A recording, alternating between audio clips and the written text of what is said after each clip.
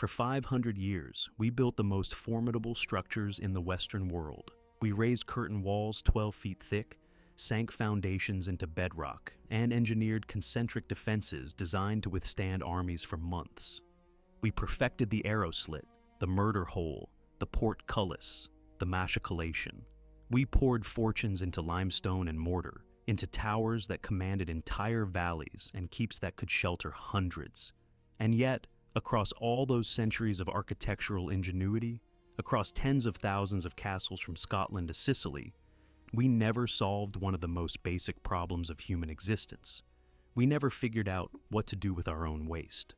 The medieval castle is among the most romanticized structures in human history. We picture torchlit great halls, banners snapping in the wind, knights in polished armor striding across cobblestone courtyards.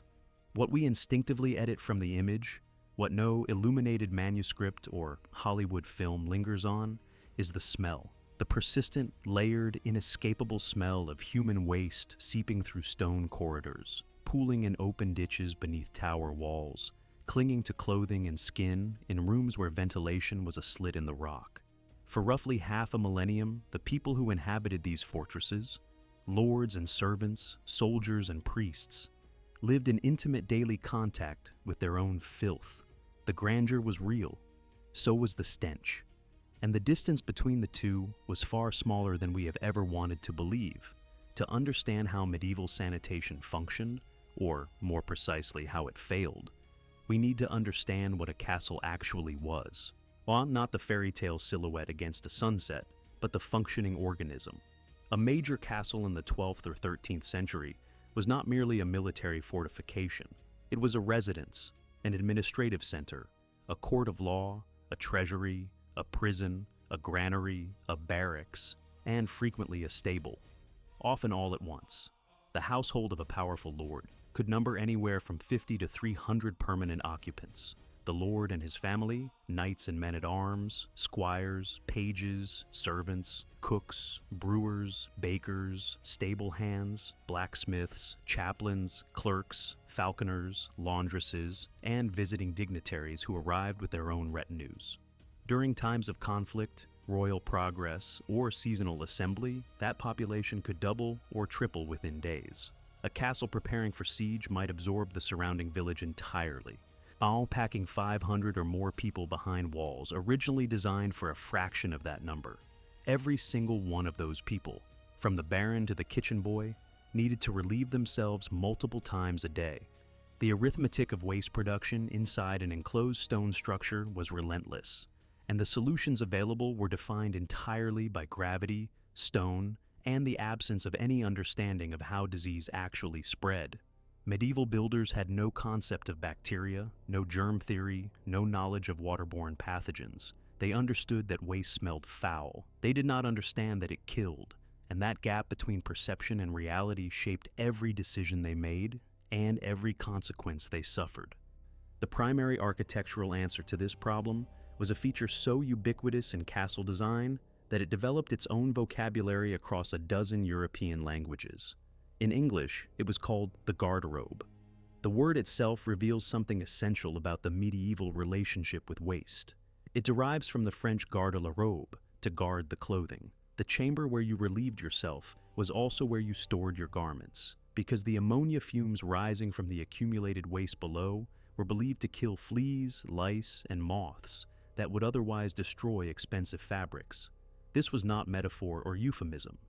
This was standard, deliberate practice across the castles of England, France, and the Holy Roman Empire. You hung your finest wool and linen robes in the same stone closet where you defecated, trusting that the stench of human waste would preserve your wardrobe. The logic was not entirely wrong. Ammonia does repel certain insects, but the image it creates is one that no tapestry ever depicted and no troubadour ever sang about. The garderobe itself was a deceptively simple piece of engineering, a small chamber, rarely more than 4 feet wide and 6 feet deep, built directly into the thickness of the castle wall or projecting outward from it on stone corbels cantilevered over open air. The seat was a slab of stone or wood with a round or keyhole-shaped opening cut into it. Below the seat, a vertical shaft dropped straight down, sometimes 40, 50, or even 80 feet along the exterior face of the wall, emptying into the castle moat, a nearby river, a stone-lined cesspit at the base of the tower, or simply onto the bare ground below. There was no flush mechanism, no water flow, no trap, no moving parts of any kind. Gravity was the only technology employed. You sat, you finished, and everything fell. The shaft was typically angled slightly outward so that waste would slide along the exterior stone rather than accumulating inside the chute. But this engineering compromise produced a visible consequence that castle builders accepted as inevitable. The outer walls of medieval fortifications, particularly below garderobe projections, were streaked with long, dark stains running from the chute openings to the ground. These stains were not weathering or mineral deposits. They were exactly what they appeared to be. Archaeologists examining castle ruins across Western Europe have documented these residue patterns with striking consistency. Chateau Gaillard in Normandy, Richard the Lionheart's masterpiece of military architecture, the fortress he reportedly boasted he could hold even if its walls were made of butter, bore unmistakable brown streaks beneath every garderobe shaft, permanently inscribed onto the white limestone. The castle, designed to project invincibility, announced its most intimate biological functions on its own face.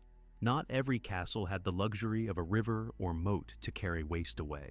Many fortifications, particularly those built on hilltops, rocky outcrops, or arid plateaus, relied on stone-lined cesspits that collected everything the garderobes produced. These pits required periodic cleaning, a task that fell to men known as gong farmers. The word gong derived from the Old English gang, meaning to go, and by the high medieval period, it had become a blunt euphemism for excrement itself. Gong farmers worked almost exclusively at night.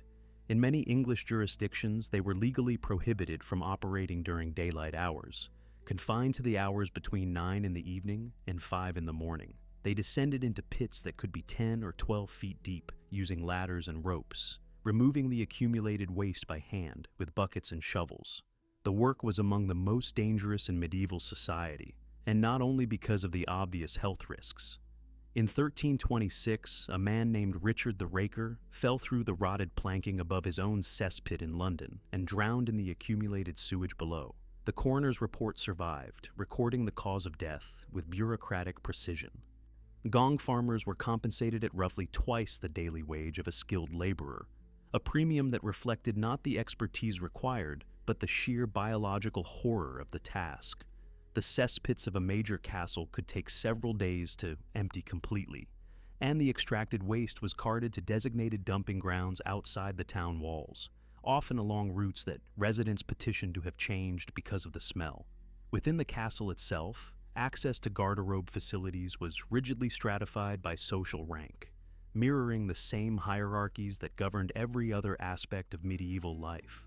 The lord and his family occupied private garderobes attached directly to their chambers in the keep or solar, the residential quarters on the upper floors. These were the most carefully designed installations in the fortress.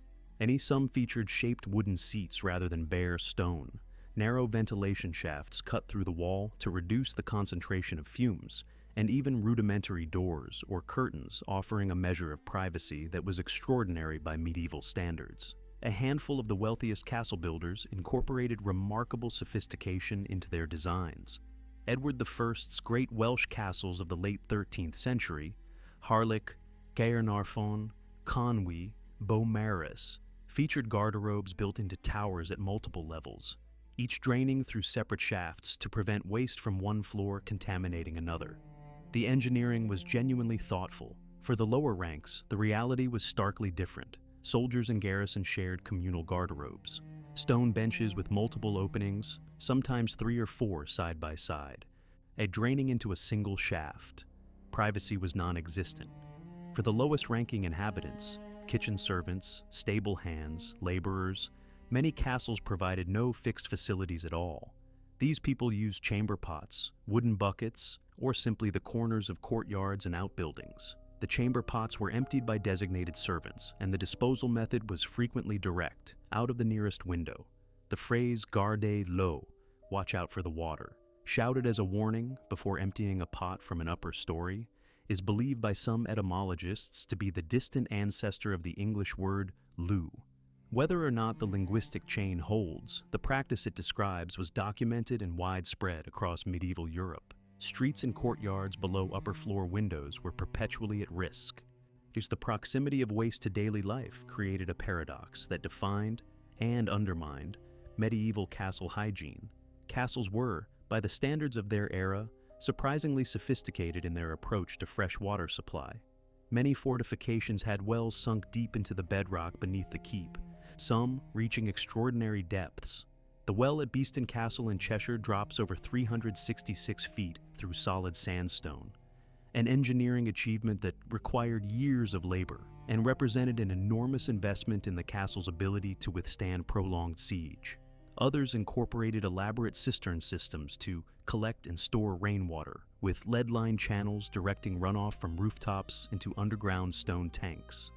The Crusader castles of the Levant, Crac des Chevaliers, Margat, and Belvoir, developed particularly advanced water management systems, channeling seasonal rains into vast subterranean reservoirs, capable of sustaining entire garrisons for years.